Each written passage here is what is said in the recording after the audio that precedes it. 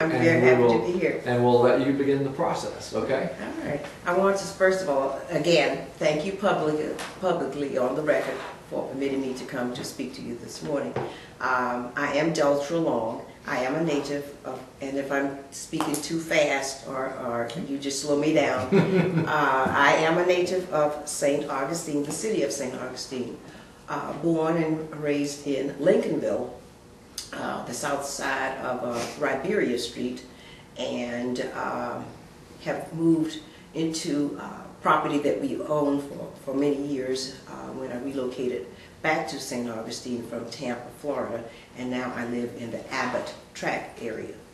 I have worked as a guidance counselor for St. Johns County School System, retired from there, and after my retirement, people often ask, well, are you going to do anything with your law degree? I had an elderly mother at the time, and so rather than taking any full-time job or any full-time commitment after retirement, I became a full-time caretaker for my mother. Unfortunately, she passed away in September the 30th of 2010. I also had a son who was completing high school at Cathedral Parish. High school after Cathedral Parish, he went over to St. Joseph's Academy. And it was important that he get a solid foundation as far as school was concerned. And so consequently, he enrolled at the St. John's State River College here, and next month, July, will be receiving his Associate of Arts degree, so I'm very pleased. And he's also a Phi Theta Kappa student as well.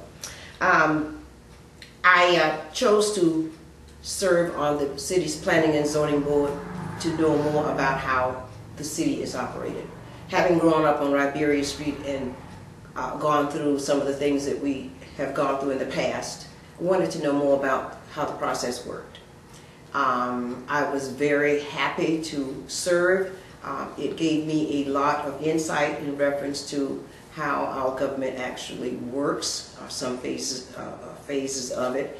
And I was very pleased that under my leadership as chairperson of the Planning and Zoning Committee, which occurred, I think I wrote in 2008, we changed the procedure for notifying residents that impacted docks, marinas for their that were coming before the board. The past ordinance that we had on the record indicated that residents would be noticed within 150 feet of the subject area. But we changed that because so many people lived farther than that 150 radius, and consequently were wondering why they were not noticed. So we increased that from 150 to 300 feet, so that residents that would possibly be impacted by changes or one of other residents wanting to construct a dock or something of that nature, they would be noticed. Okay. There was an attempt to also notify residents if a person had to come back before the board, but it was the board's decision that we did not want residents to incur an additional fee, because that is what they would have had to do in order for residents to be noticed a second time. On my information that I sent to you, I couldn't include it on my literature, but I'm very happy to tell you all that I was one of the founding members of the Habitat for Humanity, one of the signers that allowed the St. Johns County branch of Habitat for Humanity to be incorporated here in St. Johns County, St. Augustine. I served 3 years because after we had gotten the incorporation, we chose a new slate of officers for the board in January of that upcoming year, and consequently served my 3 years there. I also did work with the Betty Griffin House, and was fortunate enough to serve on their executive board committee as well. And it seems as if I'm always getting wrapped into becoming the secretary of a lot of these organizations. I've been told I have pretty good penmanship, so I'm just assuming that that's the reason that I get roped into it. But I enjoyed serving as the secretary for the executive board for Habitat for Humanity as well. And I'm also, and presently serving now as secretary for the St. Augustine High School Catalinas Alumni Association. Brad Davis is our president, and Doug Wiles is our vice president of that organization. Lynn Cox serves as the treasurer, and I am the secretary for that organization. I'm also a graduate of St. Augustine High School. My sister Alice and I were two of the first four to integrate St. Augustine High School. The records will show that we and my parents, I want to add, were active members in the civil rights movement here in St. Augustine, Florida. My mother and father believed that if people are often asked, well, why did your parents choose for you all to attend St. Augustine High School? My father is a former worker for the Florida East Coast Railway, and he would often see young Caucasian boys and girls right after high school getting decent jobs in banks and in insurance and doing something significant and substantial other than just the traditional things that young people would do, like washing dishes in somebody's restaurant or cleaning someone's house. So he felt that it was important for his children to also get a good quality education, so that if they wanted to do something differently other than what traditional African Americans were in the range of doing, that they would have that opportunity to do so. So it was their decision jointly that Alice and I would attend St. Augustine High School, and I'm very pleased that we did. There are some negative and unfavorable things that went along, but that's a part of history. And my background as a history major, I'm a firm believer that if history is going to be told, it has to be done unbiased and objectively. So the civil rights movement was a part of our history here in St. Augustine. I'm hoping that it becomes a magnificent thing of historical significance when we get ready to celebrate in 2014 the 50th anniversary.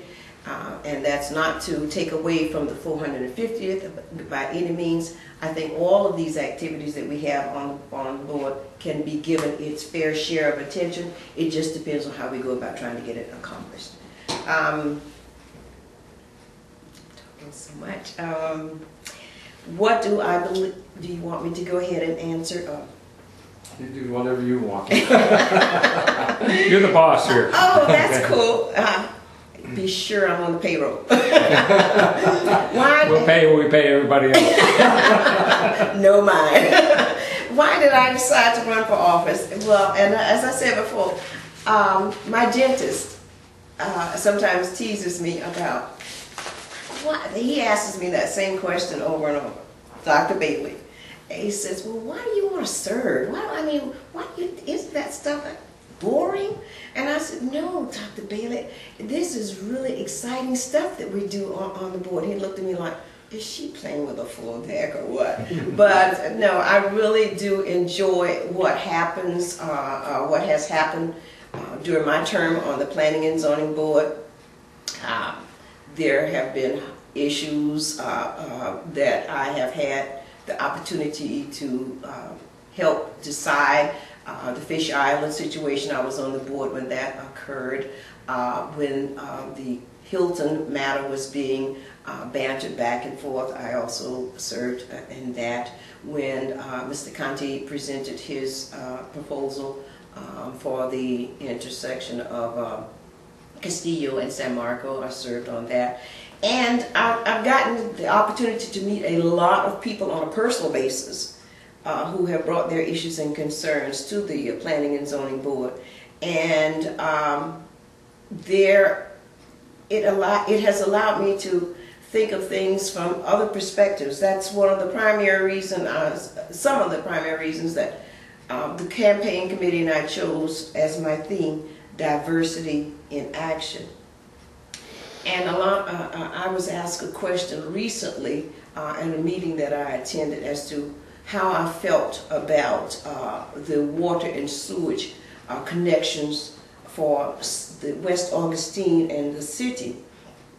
And I answered that I was very concerned because I do think for safety and health purposes, people need to have a better quality of life to live in. If the opportunity presents itself that they can raise themselves up, I think that's what they should do. Now, how we go about doing it is very, very important. No one's going to ask people to pay this astronomical amount of money at one time. There are plans can be made in such a way that the money can be paid in smaller increments over time until the debt has been satisfied. But I also shared with that group, I'm not just concerned about West Augustine. I have to also be concerned about the other communities in St. Johns County. There are other poor areas of St. Johns County that need our attention as well. So although I'm a proponent of what goes on in West Augustine, I'm equally concerned about what happens in other areas of our county that are less fortunate, such as the Hastings area, such as Flagler Estates.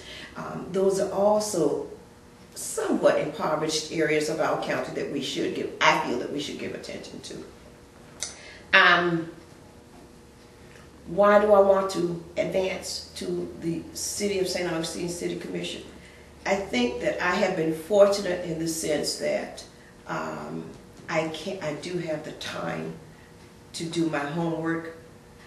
It made me feel good when I read some of the comments that people had said about me in reference to doing my homework, because obviously it paid off. And I would like to continue to do that at a higher level where I can become more effective by serving on the City Commission for Seat 1. Seat 1 is a part of our city that deserves to have leadership that's respectful, experienced, that's fair,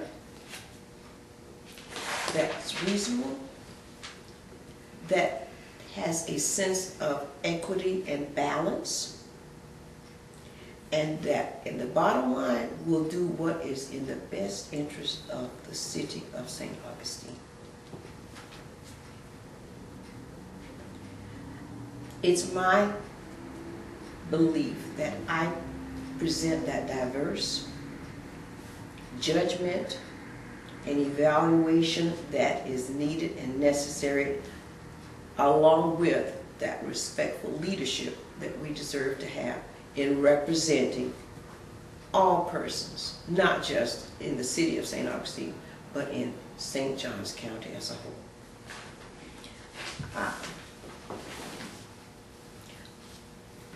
Several issues have been raised, and I say wholeheartedly, yes, I do think it's important, not only from my historical background, but from my upbringing as well.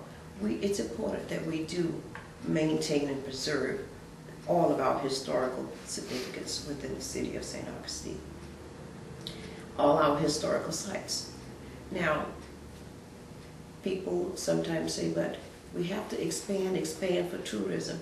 Yes, we have to allow for tourism, but we also must do some balance and find out how can we improve on what we have so far and expand it to encourage more tourists to come, in as much as that's our primary means of economy here for the city of St. Augustine. There have been improvements in the city's systems of water and sewage and drainage. Can it be improved? Yes, but keep in mind that St. Augustine, the city of St. Augustine, is strategically located. If you think about how we're located, there's an abundance of water around us. And we've constantly been flooded with water since our founding days. But how we address it is very, very important. And if we think in terms of the recent technological resources in reference to applying and focusing on water and sewage and drainage, then we have to give some concern as to how we're going to get that money in order to implement those kinds of things. Because I think all of you are aware, ideas and suggestions are good, but the old adage still holds true. It takes money to buy land. The same thing is true. It takes money if we are going to address any of the issues that we need to be addressed. And I'm not so sure that when we need money, it's always a good idea to always borrow in order to get that money. It's good to have reserves, but by the same token, you don't want to exhaust all of your reserves as well. And therefore, I'm very concerned about how we go about getting any money into the system in order for us to operate, because it's important for me that we have a budget that is in the black as opposed to the opposite. My intent is to try to encourage better communication between residents and businesses. I have a great interest in expanding our business sectors within the city of St. Augustine. Why? Well, if we have more businesses in the city of St. Augustine, it helps to lessen the burden for us as residents as far as our taxes are concerned. We have lost, I can think of 3 businesses in a row that have vanished on King Street. If you think of the intersection of Riberia and King Street, and if we head east, there was a pawn shop right beside a convenience store, gone. Further down the way, I'm not so sure if that little restaurant that is still in existence, because sporadically you see vendors operating there. But right down from there, Hamlin Hardware, gone. And so that's a void area there. And the question becomes, are we going to leave it there, or are we going to put something significant in there? But what goes in there, my personal concern, is very, very important, because we're talking about a main artery into the city where visitors and tourists will come. And so it's important that we put something in there, not just to be beneficial for the person who's wanting to build a business there, but something that's an enhancement, an embellishment for the city, for our artistical style and culture types of things. So, and I'm a very strong proponent of arts. And at one point in time, I thought when I had graduated from college that I was going to work at the Smithsonian Institute in Washington, D.C., because I do like art and I do like history and artifacts. So I'm sort of a person, and I like the modern stuff too. I'm sort of eclectic, but by the same token, I think the historical significance is very, very important. And the fine arts form of our culture must be kept in the forefront.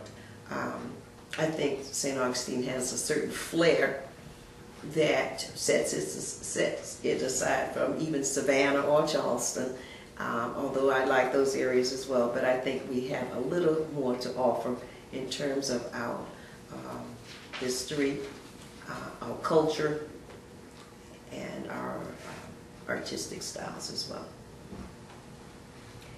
When I say we need to do a balance in reference to expanding the business, knowing that it will have a direct relationship and help for the residents, it doesn't mean it's them versus us, or vice versa.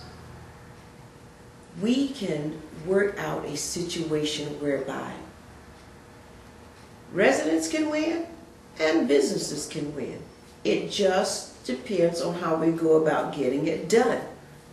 And the bottom line is has to always be what's in the best interest of the city of St. Augustine. And I think sometimes people as a whole lose sight of that. It seems to be a I, me, my. It's all of us, and all of us can live comfortably, but the bottom line is we've got to live respectfully. We can't legislate the heart of man, and I don't think we should even try. But I do say that we all, as residents and citizens of the city of St. Augustine and St. Johns County, we have a duty to respect each other in what we say and what we do and how we say it and how we do it. And I think that there can be some happy median whereby when residents and businesses come before the city commission with their pros and cons regarding different issues, we have a duty to listen to what both sides are advocating, and then, as I said before, and in the final analysis, we make a decision of doing what's in the best interest of the city. I've pretty much talked a lot. Okay. Well, let us. I'm so sorry.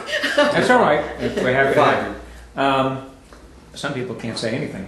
You don't have that as a problem. Let me ask you to start. There are 3 civil rights museums proposed for the city. How can the city support 3? What's going to happen with that, do you know? One of the persons that I interviewed said to me, Deltra, you have so many African American organizations vying to do the same thing. Mm-hmm. And wouldn't it seem more reasonable or logical that you guys get together and support one thing and make it a monumental thing? That would be ideal. And I can't say on camera, there's a little, well, yes, we can. We have to. We cannot do it alone. There is strength in numbers. Mm-hmm. And if we take your proposal and take a little bit of it, we take a little bit of her proposal and do it, we take a little bit of his and we do it, maybe we can mesh it together and come up with something, voila, that's productive. And that's what I mean by a win-win-win. It wins for everybody. I think people are all in arms in reference to the location of the museum. Yes, I think it should be located in an area of St. Augustine that's germane to African Americans, such as Lincolnville. But now where it is located, that's questionable. It has to be discussed. The organizations must come together and try to differentiate how your program is going to be different from somebody else's program, and what is your program going to offer that someone else's program or museum is not going to offer. I think it can be accomplished. And so your question is very right on time, and I really appreciate hearing you say that, because it has been something that has been brought to my attention and been discussed in my previous meetings leading up to the election.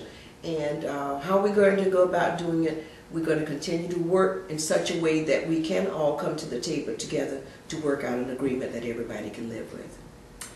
Nobody is in disagreement with the premise that the folks in West Augustine should have clean water and accessible sewer lines. No one's in disagreement with that. And there seems to be a solution to the cost of putting a line to people's houses. For some people who are poor, it's expensive, there are grants. But no one seems to have come up with a solution how people whose incomes are as low as $16,000 a year are going to be able to pay for the sewer and water bills. Now, what's the solution to that sticky wicket? It's my understanding, Mr. Ellis, that those people who are on limited or fixed incomes, they can work out a system whereby, as I said previously, increments can be paid over an extended period of time. Mhm. No one will ask those residents for a voluminous amount of money at one time. Mhm. When they receive their water bill, Mhm. monies will be put in there. I'm using this as an example. Let's say that we need to have an assessment a little for the line as well as for whatever needs to be done as far as extending that line. If $5 is allocated, then maybe $250 can go for something else, or $3 to $5. Some method of division can be put in place until that person's bill is satisfied. And it can be done, and it can be added onto their water bill. So when they pay their water bill, they're paying two things at one time. They're paying for the usage of the water in addition for the work that has been done in terms of the line until that bill is satisfied. Okay. Are you satisfied, I'm using your word satisfied, are you satisfied with the progress the city is making on the 450th celebration? Well, I think the 450th is a good focus. But I'm often wondering in my mind, and I mentioned this to several people who are working with the 450th, when the party is over, what are we going to do? What's going to be left in place economically for us as citizens of St. Augustine? The 450th is something that I think should be able to leave something with us. Leaving something with us economically that will not only remember what we did in terms of the celebration, but something for livability in terms of the businesses, livability in terms of the economic system, the base, livability in terms of encouraging more tourists to come. There are going to be people who won't be able to make the 450, but maybe they would like to see some of the remnants of the results of what happened. So something. Are you talking in the 400th one of the legacy events of the 450th was the amphitheater and also the big cross, which came. Exactly. Are you talking about a legacy items from the 450th that will be here for years? And if so, what would they be? Or what would you favor? That's exactly what I'm advocating. Something must be left in place because when we celebrated the 400th, yes, we still have results from that. The people are still able to worship at the Prince of Peace. I volunteer, as I shared with you on my information, at the museum on the weekends, mostly on Saturdays and Sundays. And those are things that are left in place as a result of the 400th. Now, what we intend to leave in place for the 450th, that's questionable because I've attended when they had presented the federal committee. I attended that function at Flagler College, and I've spoken to several other people since then. I'm not so sure where we're going with it or what's headed in reference to being able to leave something in place. I think I would like to be informed more about what's going on. I know that there are some meetings that are closed, and I can respect that. But by the same token, there are still some things that can be shared with us as a public, because maybe we can have some ideas or some suggestions in terms of what could possibly be left in place after the 450th. Okay. I'm going to defer to you guys because I know you have to leave soon. You have to go, Peter. Anything?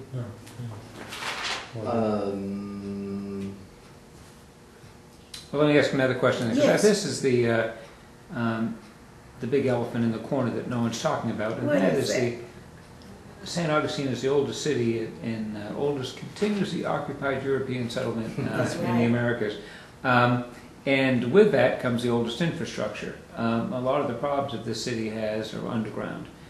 And there's no money to do this. They're repairing it as if things break. But that the need for those repairs gets bigger every year because the pipes and everything get older.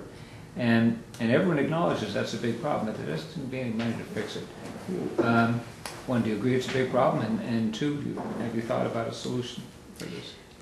When I mentioned earlier in reference to us trying to put a remedy to a situation that has bombarded us since we have existed, I made reference to the fact that perhaps there are advances technologically that we could try to implement here, but understand it takes money in order to get those kinds of things. The Sisters of St. Joseph's shared with me in reference to how they are continuously flooded over in that area, and I understand their concern. But now they all agreed that the drainage has improved, and that's good too.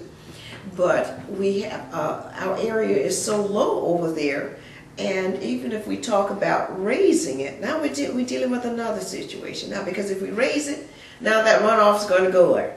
To other people's property. Then we've created another situation that has to be dealt with. But I think we have enough mental brain power here locally, and we have resources outward that we could still try to come up with a reasonable solution, or work towards having a reasonable solution in reference to trying to bring about a remedy to that situation. I don't think it should be an issue that's left idle without any attention given to it at all. You mentioned in your opening statement twice, you used the word civility. The implication is that there's a need for civility on the commission. One, is that a fair assessment on my part? And then the implication is that at least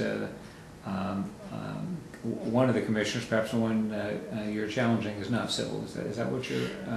When I say civil, I'm speaking in reference to civil attitudes between residents and businesses coming together. So civility in reference to people behaving in a respectful and reasonable manner as people. That's not to implement anybody or any personality that's currently serving on the City of St. Augustine's board. It's just a generalization that we deserve to have leadership that's respectful and civil. Okay, thank you. I have a question. Yes, ma'am. About the Lincolnville situation. You know, now the discussion is, let's have a Lincolnville CRA. Sorry. And I'm sure you're already familiar with CRA functioning, Yes, because you're very well versed on West Augustine too. thank you, Mrs. Pope. Yeah.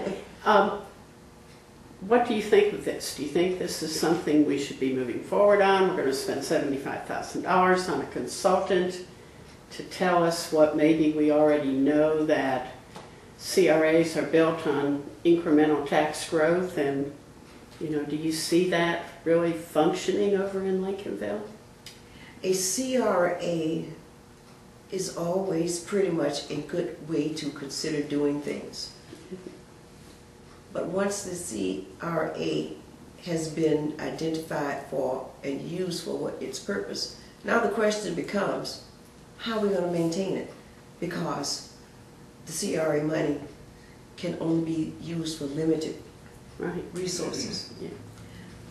Now, it would be unfair for me to address the consultant and the fee for the consultant, because I was not present and I was not on the commission when that situation came up.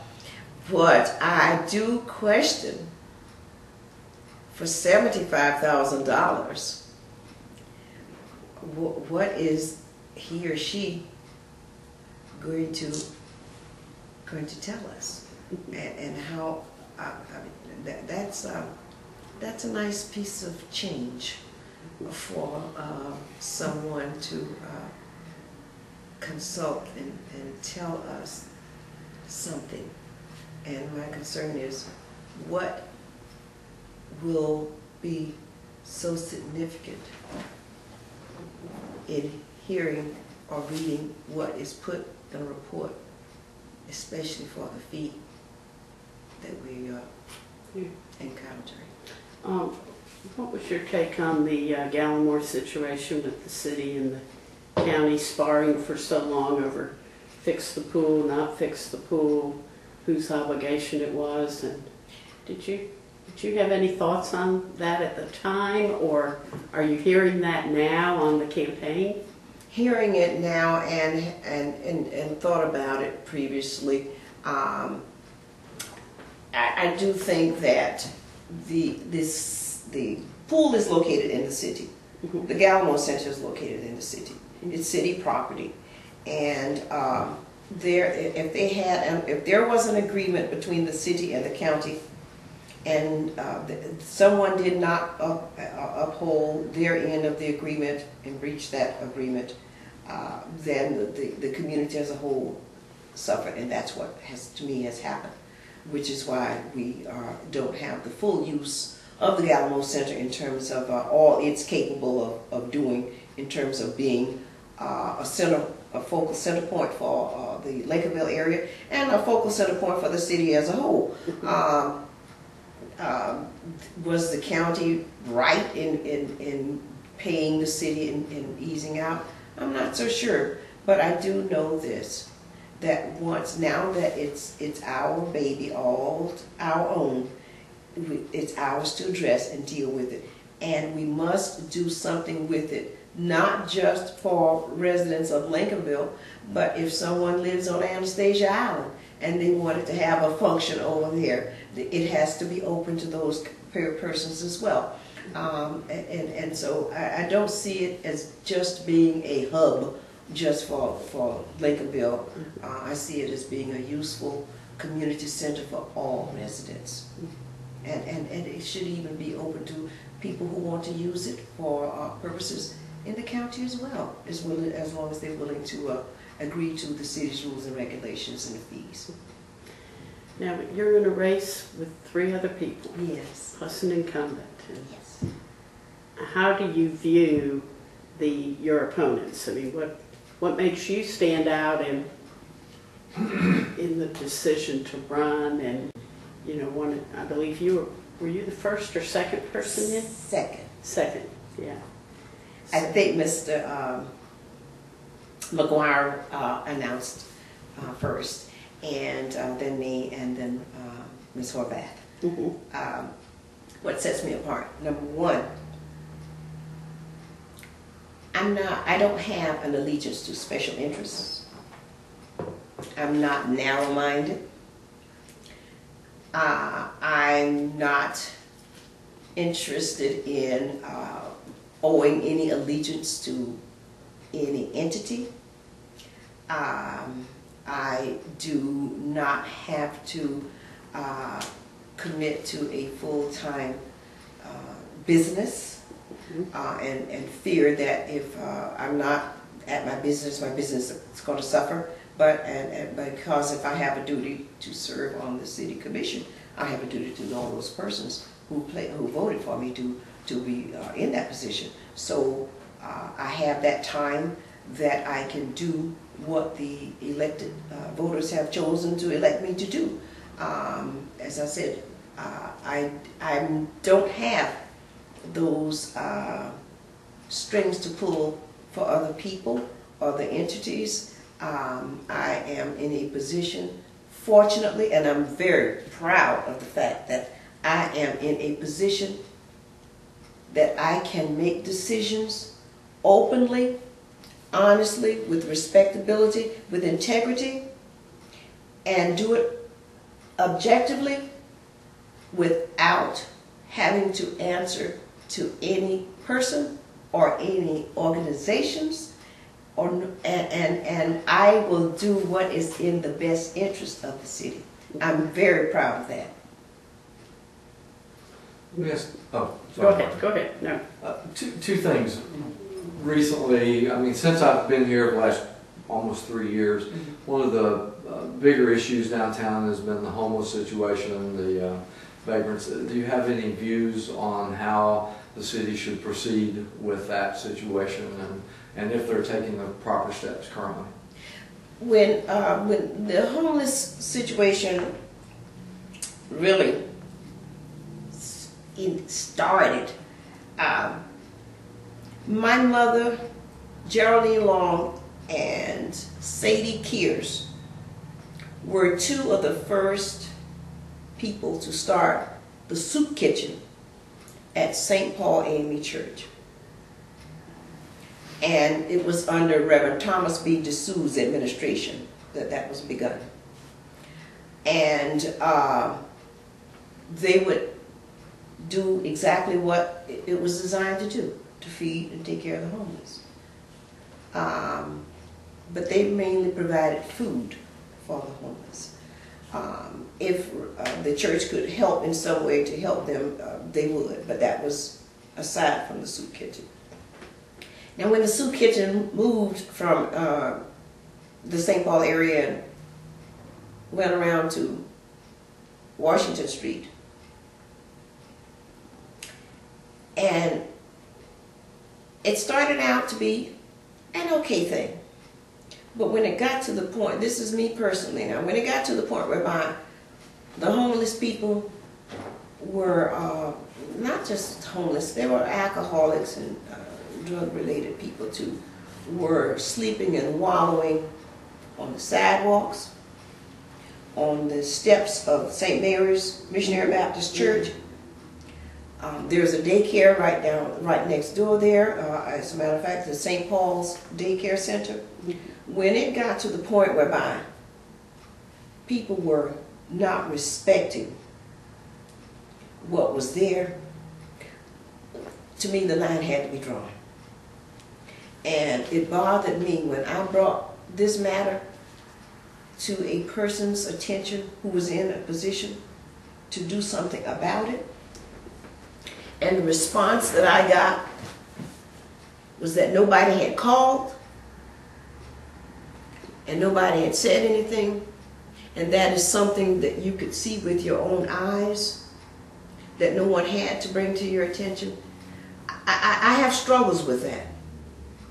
The fact that you don't call me about an issue, and I'm passing it, I'm seeing it every day. Don't I have a duty to do something about it? I feel like you do. And so it has improved, Mr. Dickerson. It has gotten better in reference to the situation that we once had. And I think Ms. Renee is doing a fine job in trying to keep things under control over there, and still trying to find suitable location that is more amenable and accommodating for the masses in which she has to deal with.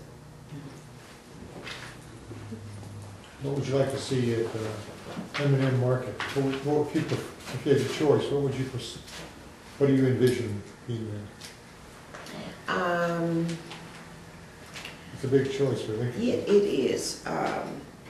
I'm not quite sure. I have heard several things being bantered around. Someone even mentioned a store, and similar to what we have over on the Allen Stewart's Market. That may be, if we decide to do a store, that may be something substantial to look into for that area.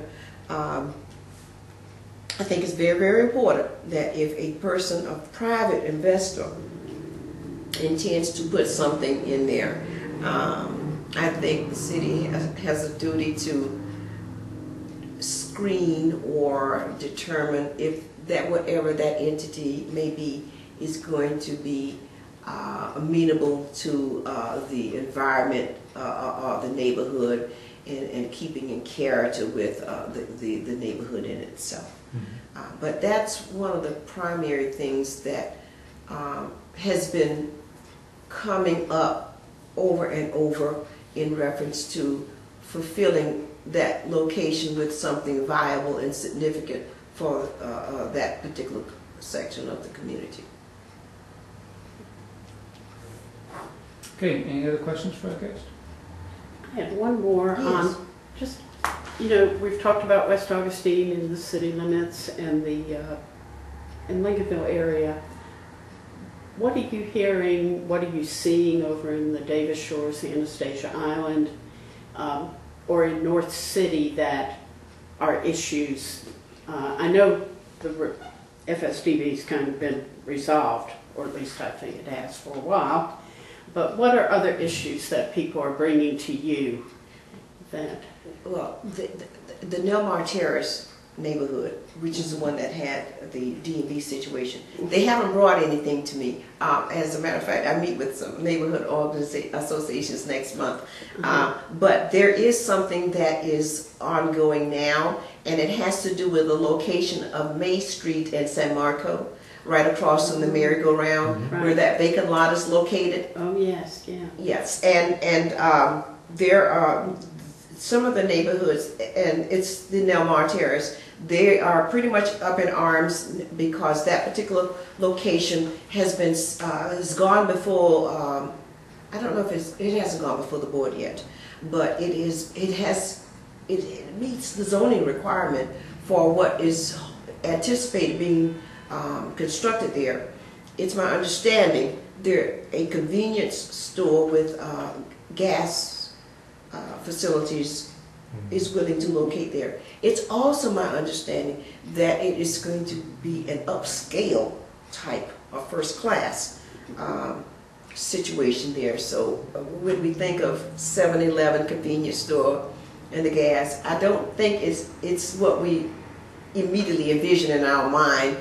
People laundering and vagrants and what have you, because it's my understanding that it's supposed to have a first-class appeal and flair. But now how that situation will be decided and discussed and decided is yet to come, because I think it's scheduled to go before the upcoming Planning and Zoning Board meeting. And in reference to that first question that you asked, I am concerned because those two areas, the North City area as well as the island area, they're suffering from the same thing the other area of the city is suffering.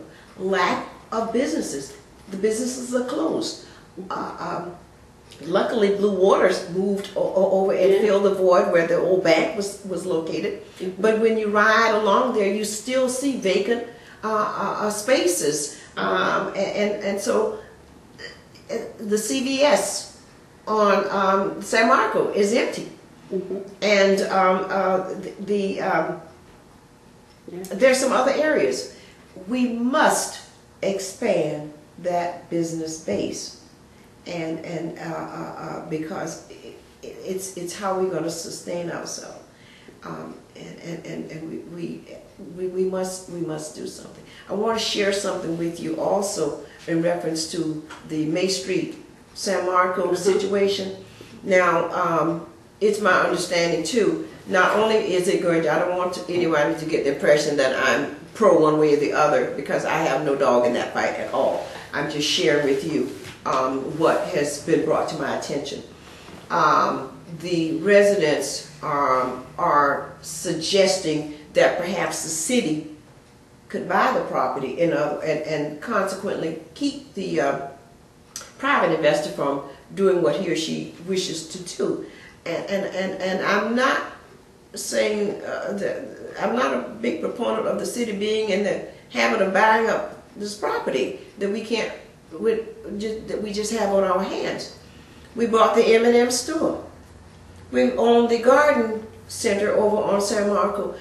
What are we doing with both of these places? Are empty. We need to get something in there that's going to be producing something income for us, or broaden our economic base, so that it will be a relief to us who live in the city and have to absorb these taxes that these empty places are not fulfilling. So I just think that we need to have some balance. That's what I mean by civility and balance. You've got the residents wanting one thing, you've got the businesses wanting another, And consequently, as I said before, the bottom line to me is what is in the best interest of the city. Okay. Our time is almost up. As Ron, the publisher, likes to say, you get the last word. Hard to do in this group, but we've noticed you're not shy. So you get a minute or two to touch any subjects that we haven't discussed on, and also to tell the people in the camera why they should vote for you. Okay, I'm going to time myself because I've talked so much. I don't want anybody to say, gee, she's so long-winded. Well, first of all, I do want to say how much I appreciate and thank you all for allowing us to be able to interview and allowing me to also be able to interview.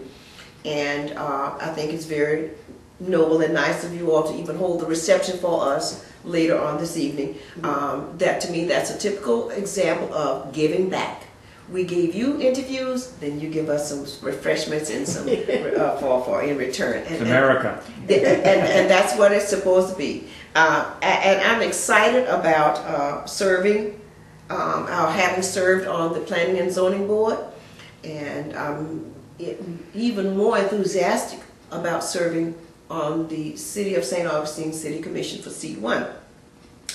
I think those persons who have gotten the opportunity to know me, know my background, and know me as a person, as an individual.